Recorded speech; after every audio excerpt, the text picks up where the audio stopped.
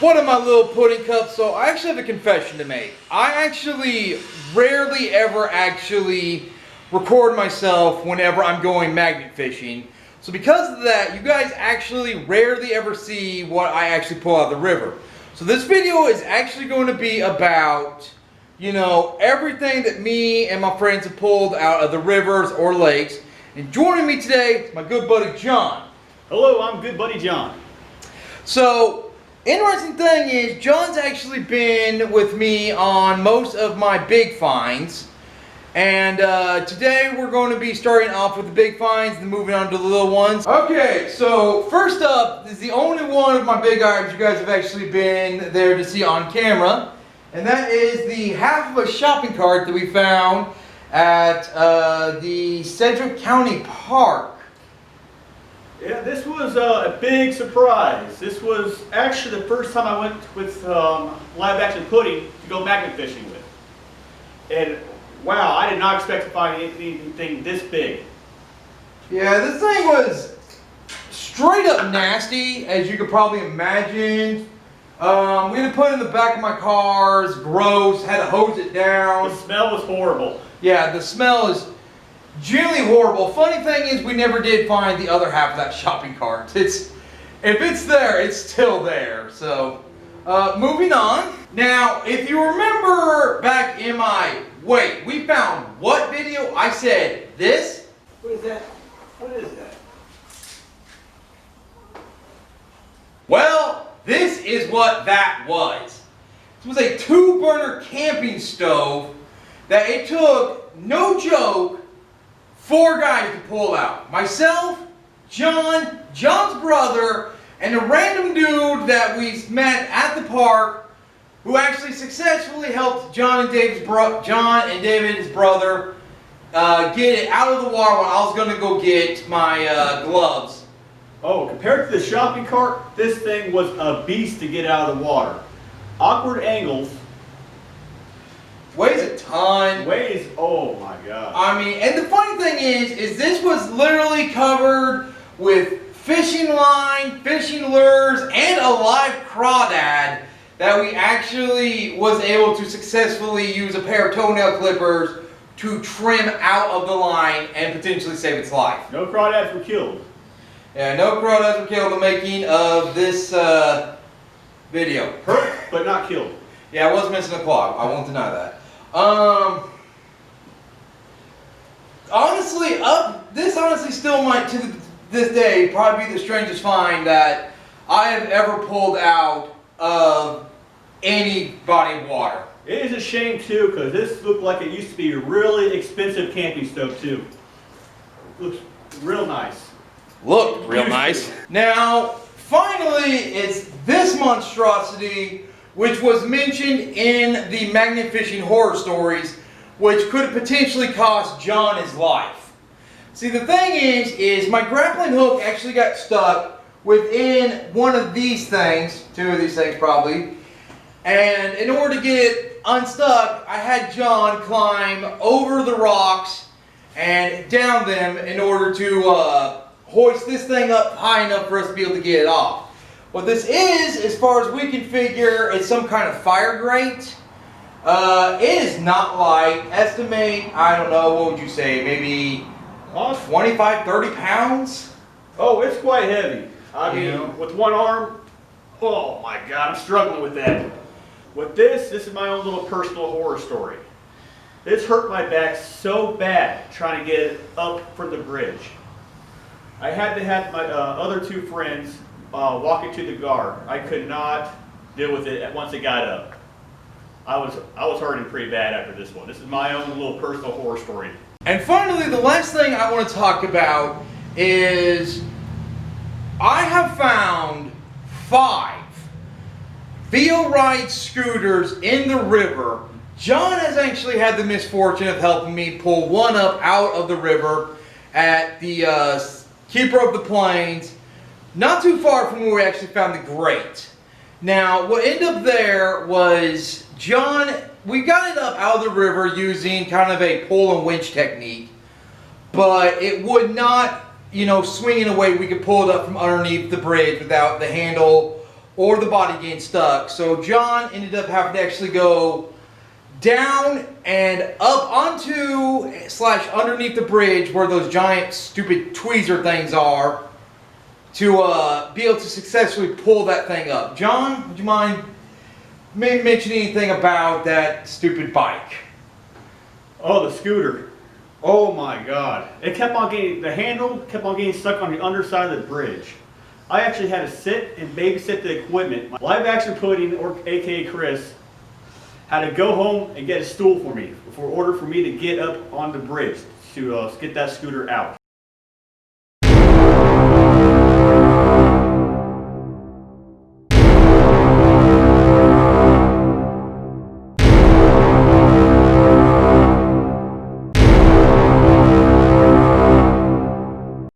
Alright, so what I want to show off is just all the various things that we have pulled out of the river.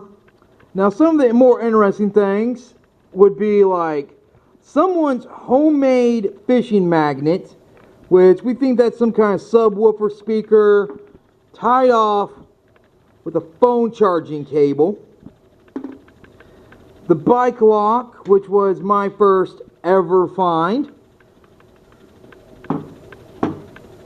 I've actually got a couple of bike locks. I've got one over here, which is actually really nice.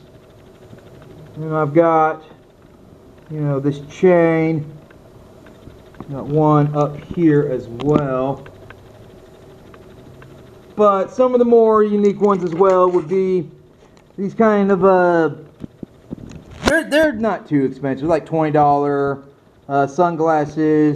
I forgot to actually mention something about these sunglasses. These were interesting because these were actually found from my grappling hook, which is usually actually reserved for hauling up large items. John, you want to put them on or something? Just showing every angle. Oh, okay. Yeah, we were trying to get, I'm gonna scoot past John real quick. We're trying to get the camping stove. We didn't know it was a camping stove. And while dragging my grappling hook, I actually managed to drag those out. Found that Korean wand. But just kind of give you a show of everything we found. That bike chain right there is what kind of led me to believe that there was something in the river bike related when we found the scooter. Strangely enough though, it wasn't the scooter's chain. So just want to kind of pass over and show everything. Pair of nasty old pliers. A lot of it is just little bits and baubles. You can see. I don't even know what that is. Then we got some larger items. Chunks of, you know, rebar. This is the only weapon I've ever pulled out of the river. That is a BB gun.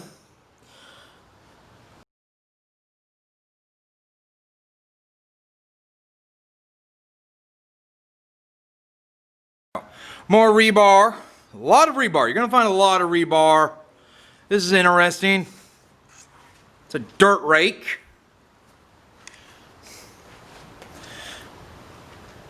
Yeah. Part of a shelf. Tubing. I really have no idea what that is. I kind of forgot down here we got, that's one of those decorative pieces from a fence. Right there. Actually, two of them. Yeah, John's right. I've got two of those things. The first time I ever saw one, I thought those were like skeleton robot hands, not gonna lie. I think those are to hold up, you know, piping or something small. All this stuff over here, this was found on fishing trips, but not actually in the river.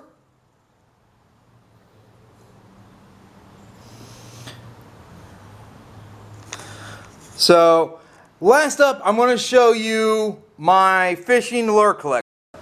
Alright, lastly, it's everything I've got in that's fishing related. So I got all these different sinkers, Some nice different kinds of lures. Some of these, like this one right here, that's actually not been used ever. It was found in a tree and it's actually still brass colored. This one is right here. This is Mom's first one. John's showing off his. That's the first thing he's ever found. This is the only thing Mom ever found. John, you know the name of these. These are treble? Treble hooks. Treble hooks, thank you. Got that fishing bell John found. Now this one's a really nice one. It's got treble hook, regular hook. It's got a fish. Got some of those stick bobbers. I've got, you know, corded line, worm bait, treble hooks with little bits on them. A ton of hooks and sinkers. Sinkers are really bad actually for the environment because most of them are made of lead, and lead can leach out into the surrounding water. So if you can get, you know, a fishing hook, line, and sinker all in one, that's really helpful for the environment. Little bits and pieces of different, you know, fishing lures. This is probably the nicest lure I've found. I'm gonna hold that one up on its own. I found that one in a tree actually when I was going after my magnet that fell into the lake. That was a fun experience. Got a couple more. What am I looking at right here? That is a double hook frog lure. Oh wow, that looks nice. That one's actually really funny. Yeah, it's got those little dangly bits. That one's got a fun story actually, because while I was in the river, that one wasn't in the trees. That one was actually in the river itself. Oh. And I was basically in about waist deep water, sitting down, trying to find my magnet, and I put my hand on it. I didn't poke my hand or anything, but yeah, I found that. It feels real weird too. I mean, it's really squishy except for the hooks. I can see how, I'm surprised you didn't get your hands hooked. Yeah, I'm really glad I didn't. That would have hurt. And finally, I've got, someone left their fishing pole holder on the fishing dock at the Sedgwick County Park. It's fishing dock. Still very nice. Mm-hmm. So, you know, I just remembered also another funny story I want to tell about this one, actually. Now, this one, the only time my mom's gone magnet fishing with me, I told my mom while we were at the fishing dock, hey, don't feel bad. No one really ever finds anything on their first cast. And while I was pulling up my magnet, first cast, I found that. I was like, oh, I'm sorry, Mom. That's funny, but still. All right. One eternity later. Okay, so we actually did finally manage to get Nathan over here. And this is Nathan's first find.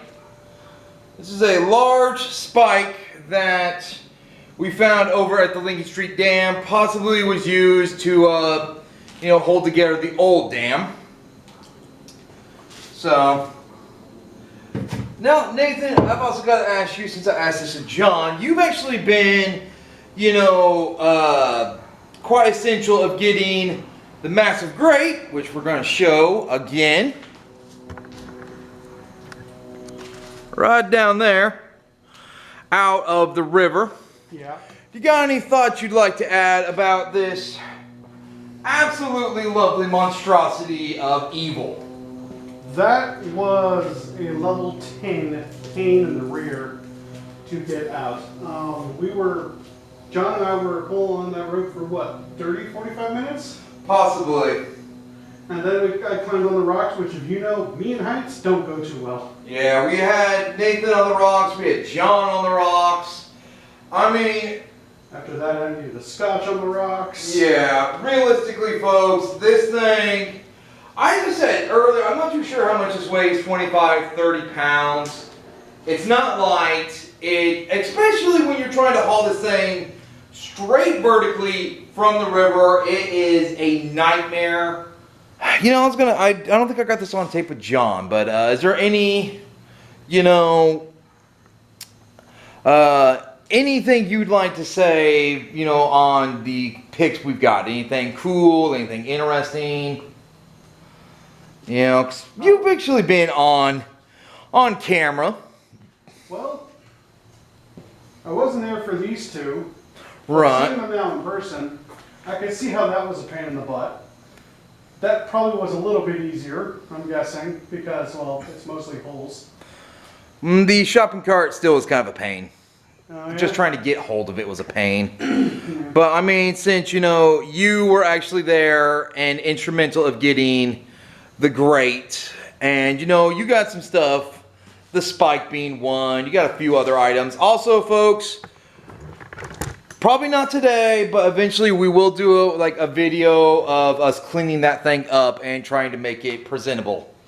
That might take a couple days of soaking in some CLR. Yeah, we'll probably soak in CLR first, and then just go completely ham with wire drill bits. That or CLR first and then maybe a week in some Coca-Cola?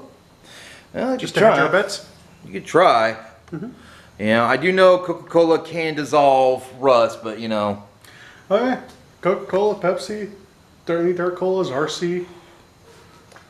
So, Excuse me. all right. Well, folks, that's now everyone that we're going to eventually have in the video. Maybe not all at once, but hey, whatever. We tried. Well, as always, I've been Live Action Pudding, and this has been... His buddy Joe. And, as always, it looks like brains to me.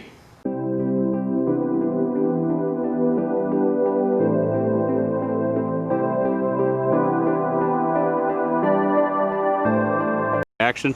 Alright, so John thought of an idea which seemed like it'd be a bit of fun, doing a kind of a post-video interview where I answered some questions that, you know, we thought people might be asking. Things like how long I've been doing this. I actually started this year, probably about early January, mid-February, somewhere in that rough neighborhood. And the other questions he asked was why he chose to start fishing from bridges. I've actually been told before to fish from a bridge because, you know, people are known to throw stuff while they're, you know, driving or walking on a bridge. But half the thing was, you know, the length of the cord I had before I got my double-sided magnet just wasn't going to be long enough for bridges, and second, I just kind of didn't figure it's going to be worth the whole lot. Actually, it's kind of hit and miss, to be honest, from bridges. Sometimes I find stuff, sometimes I don't. So, John, if you got any other questions you could think of, go ahead and ask. Mr. Pudding. Yes. Are you ever planning on traveling outside of Wichita to magnet fish? I would actually like to, I would like to drive down to like Lake Afton or Lake Cheney. I think both of those would offer some, you know, some pretty interesting stuff to actually get out of the water, you know? Another question for you, Mr. Pudding. Alright. Your slogan, it looks like brains to me. Where did that come from? See, that's actually kind of got a funny backstory to that. It ties into my my YouTube handle, Live Action Pudding. See, what happened was, I was on Facebook one day, and someone had a picture of what a live action Pinky in the Brain would look like. And I told my mom, live action Pinky in the Brain just looks weird to me. My mom was on the computer, so she wasn't really paying attention. So she goes, live action pudding looks like brains to me. What? And I died laughing. I was like, oh my god, I'm making a YouTube channel and I'm going to use that as my handle. So basically, both my name and my outro is an homage to my mother. As, you know, I mean, she's still alive, but just... it's just too funny not to go with at that point. Mr. Pudding, I understand that Live Action Pudding is not your first YouTube handle. Please explain. Yeah, I'm not gonna lie. I've actually had I've had a few other YouTube channels before this. At first I was Ganon Sucks. Then I was Hero Stuff. Then I was Hero Stuff 1. None of those channels are active anymore. Ganon Sucks. I forgot the password. Hero Stuff was deleted. It was a personal YouTube channel. Hero Stuff 1. Pretty much the same thing. I don't know the password anymore. It's Shameful. yeah. Yeah, so most of them just kind of boil down to either my email account is no longer active, so I can't reset the password, and I don't remember what my old password was. Interesting. So, my little pudding cups, if you guys have any questions that you'd like to ask me, anything about the channel you'd like to know, just feel free to leave it in the comment section. And I'll either get back to you in a comment, or if I get enough questions, I might even make another Q&A video. You know, I just kind of felt like doing this just a little extra for everyone who actually bothered to sit through the video of me just kind of showing off a bunch of rusty junk I pulled out of a river. Remember, you have been warned.